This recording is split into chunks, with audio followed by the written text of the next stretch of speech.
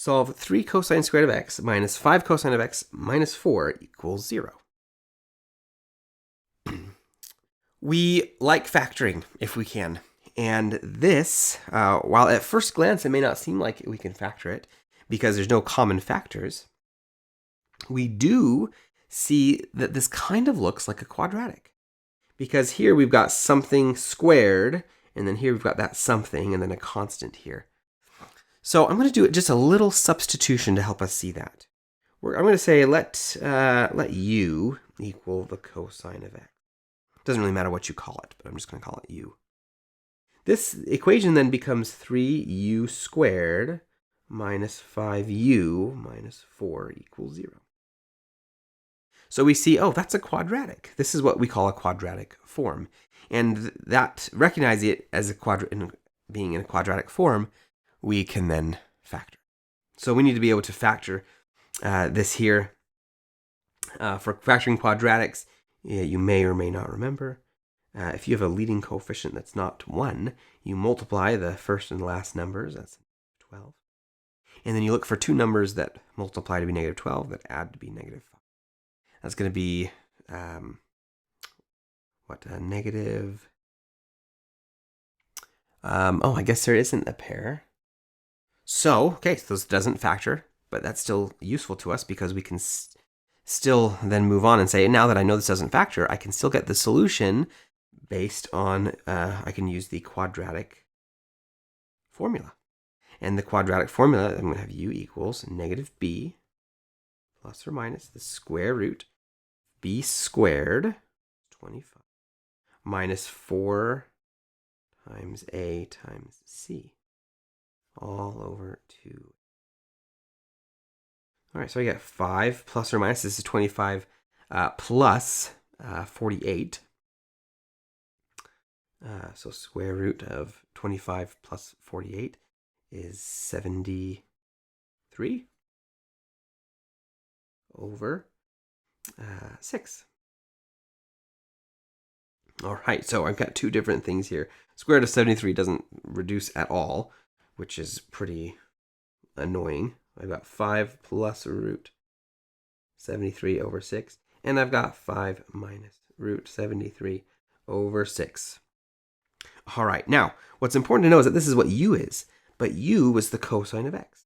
So now I have the cosine of x equals 5 plus root 73 over 6, and cosine of x equals 5 minus root 73 over 6. Okay, so let me actually move this.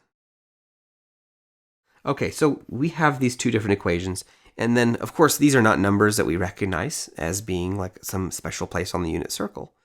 But there's a couple of things to recognize. First of all, 5 plus the square root of 73. Well, the square root of, let's say 64.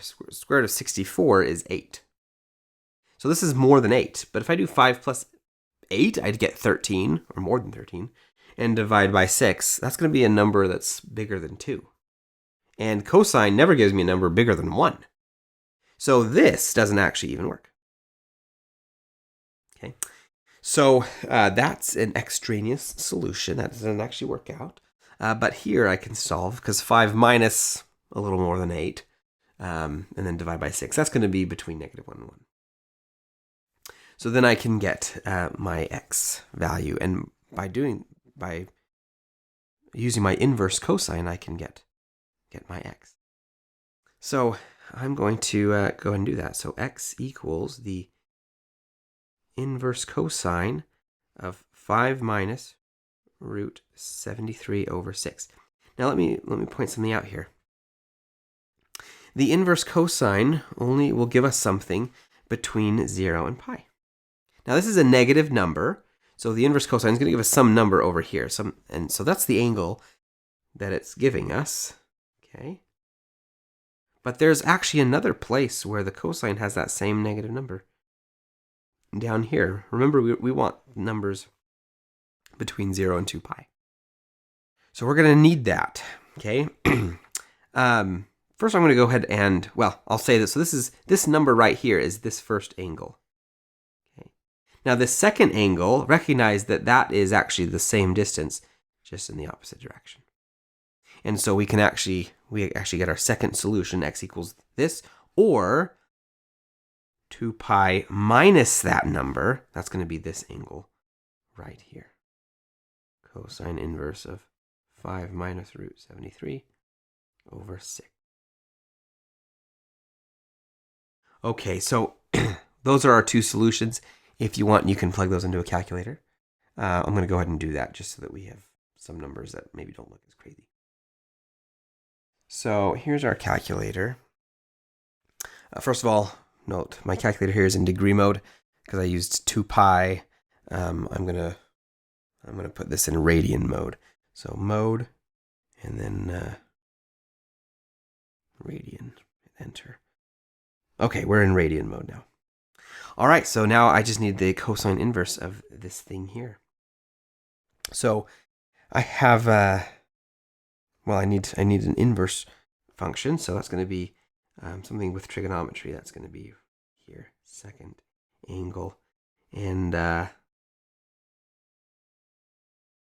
no, maybe there's a trig button somewhere, huh? Oh, there's my trig button. I'm being silly.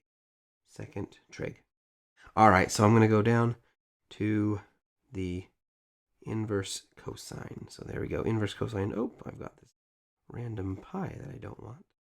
Okay, so cosine inverse of a fraction 5 minus the square root of 73 over 6, and then close parentheses. So that's my first angle. This is in radians. Okay, so I've got about 2.203. So x equals about 2.203. And then I need 2 pi minus that. Okay, so 2 pi, lower that.